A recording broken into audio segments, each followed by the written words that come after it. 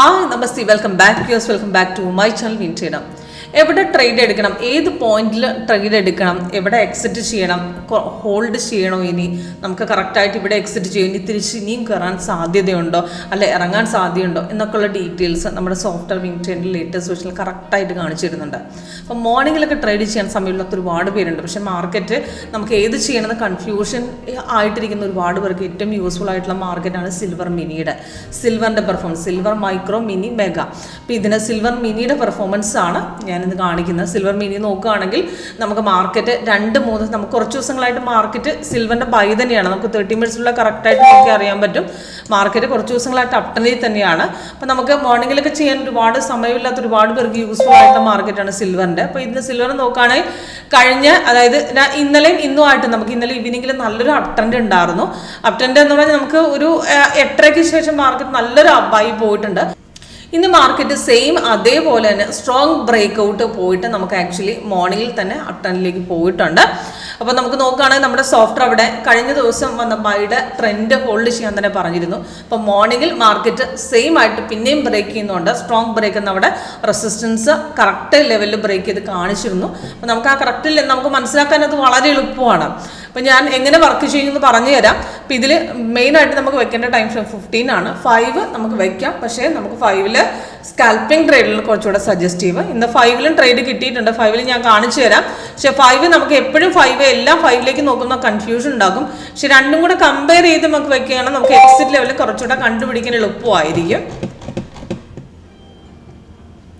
ഇന്നത്തെ സിൽവറിൽ 5-ൽ നോക്കുകയാണെങ്കിൽ 5-ൽ കഴിഞ്ഞ ദിവസം കണ്ടിന്യൂവേഷൻ തന്നെ പോയി മോർണിംഗിൽ സ്ട്രോങ് ബ്രേക്ക് ഔട്ട് തന്നിരുന്നു. ഇപ്പോൾ നമുക്ക് 5 മിനിറ്റ്സിൽ നോക്കുകയാണെങ്കിൽ സെല്ല് നമുക്ക് 2:44 തന്നിട്ടുണ്ട്. സെല്ലിൻ്റെ ഇൻഡിക്കേഷൻ തന്ന സമയത്ത് നമുക്ക് മേലിൽ അതിൻ്റെ എൻട്രി പോയിന്റും ടാർഗറ്റും കൊടുത്തിട്ടുണ്ട്. ചെറിയ പോയിന്റ് ഇറങ്ങിയിട്ടുണ്ട്. മാർക്കറ്റ് അവിടെ സിഗ്നൽ വന്നപ്പോൾ കൺഫേം ആയിരുന്നില്ല. മാർക്കറ്റ് ഇറങ്ങിയിട്ടുണ്ട്, കൺഫേം ആകാതെ മാർക്കറ്റ് പെട്ടെന്നൊരു സഡൻ ഡൗൺ അടിക്കുകയായിരുന്നു. അവിടുന്ന് പോയിന്റ് പ്രോഫിറ്റ് ലെവൽ നമുക്ക് കിട്ടിയിട്ട് 2 ടാർഗറ്റ് ഹിറ്റ് ചെയ്ത് 605 പോയിന്റ്സോളം ഡൗൺ ഇറങ്ങിയിട്ടുമുണ്ട്. പക്ഷേ സ്ട്രോങ് ബ്രേക്ക് അല്ല, സഡൻ ഡൗൺ ആയതുകൊണ്ടാണ് നമ്മൾ 15 മിനിറ്റ്സിൽ നമുക്ക് ആ ലെവൽ കറക്റ്റായിട്ട് കാണിക്കാത്ത. മാർക്കറ്റ് ഇറക്കമേ നടക്കുന്നുള്ളൂ.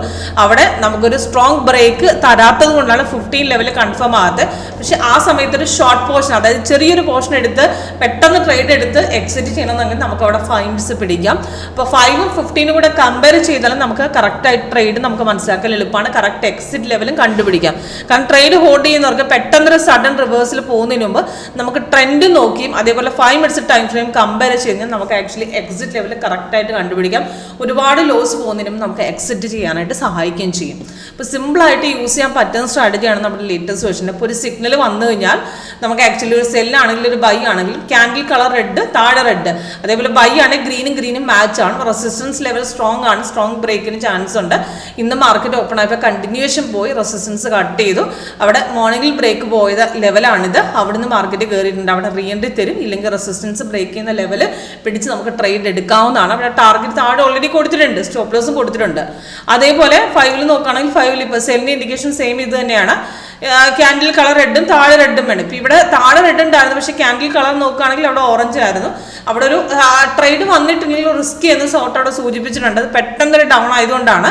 അത് കഴിഞ്ഞിട്ട് പിന്നെ ഇപ്പം രണ്ടാമത് ബ്രേക്ക് ചെയ്യാൻ നോക്കുന്നുണ്ട്. ഇവിടെ സപ്പോർട്ട് ലെവൽ തന്നിട്ടുണ്ട്. സപ്പോർട്ടിനെ അത് കട്ട് ചെയ്ത് ഇറങ്ങുകയാണെങ്കിൽ അടുത്ത ട്രേഡ് പിക്കാം. അവിടെ നമുക്ക് ഇവിടെ റീ എൻട്രി സെഷൻ തരില്ല. സപ്പോർട്ട് ബ്രേക്ക് ചെയ്യുന്ന ഇപ്പോൾ ലെവൽ വെച്ചിട്ടും ട്രേഡ് എടുക്കാം. അവിടെ ടാർഗറ്റ്, മൂന്നാമത്തെ ടാർഗറ്റ് ഇവിടെ കൊടുത്തിട്ടുണ്ട്.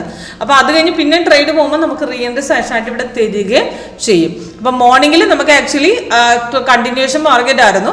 മോർണിംഗിൽ ഓപ്പൺ ആയ സമയത്ത് ബൈ കണ്ടിന്യൂ തന്നെ പോരുന്നതാണ്. റെസിസ്റ്റൻസ് മോർണിംഗിൽ കട്ട് ചെയ്തപ്പോൾ സ്ട്രോങ് ബ്രേക്ക് എന്ന് നമുക്ക് മനസ്സിലായി. 11:30 കഴിഞ്ഞ ശേഷം നല്ലൊരു ബ്രേക്ക് ഉണ്ടായിരുന്നു. അവിടെ നിന്നാണ് മാർക്കറ്റ് സ്ട്രോങ് ആയിട്ട് കട്ട് ചെയ്ത് ബ്രേക്ക് ചെയ്തത്. സ്ട്രോങ് റെസിസ്റ്റൻസ് ആയിരുന്നു, സ്ട്രോങ് ആയിട്ടാണ് ബ്രേക്ക് ചെയ്തിരിക്കുന്നത്.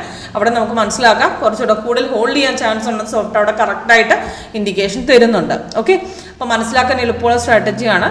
കൂടുതൽ ഡീറ്റെയിൽസ് ലൈവ് പെർഫോമൻസിലൂടെ മനസ്സിലാക്കാം. അപ്പോൾ അതിനുവേണ്ടി കോൺടാക്ട് ചെയ്യും. Thank you.